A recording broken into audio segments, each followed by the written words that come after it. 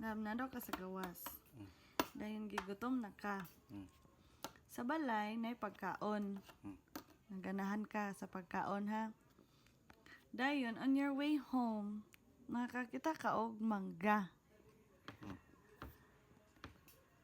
Lamig kayo nga mangga. Basta on your way home. Knowing nga naay pagkaon sa balay nga lami.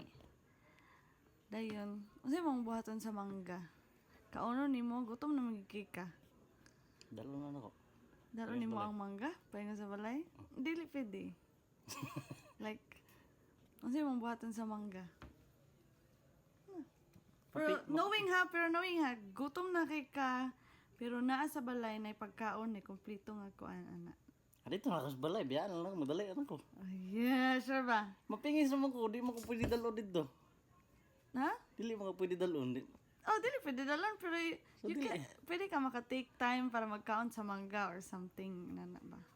Take time, ano mo take time? Mga pwede rin magdali. Pwede ra ka magdali, kay? Kaya ka magpagkaon dito. Eh, Kompleto ba? okay, nakapasar ka.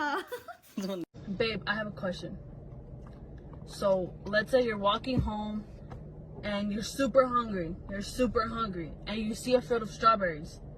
Like, there's a field of strawberries. But you have a meal at home. Are you gonna pick a strawberry or eat at home? I'll probably pick a strawberry. The fuck? How much? Probably like 40. I'm a big dude, so it takes a lot to satisfy me. You know what I'm saying? 40? Yeah, I'll probably pick like 40 of them. Okay, but what happens if there's a fence? A big fence in front, Not like, gonna lie, I'd probably hop the fence and still eat the strawberries.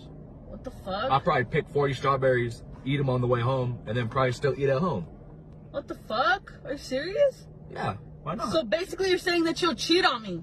What the fuck? That's basically what you're saying. How? Because the strawberries were supposed to be the other bitches. And the food at home is me. What the And you chose the bitches.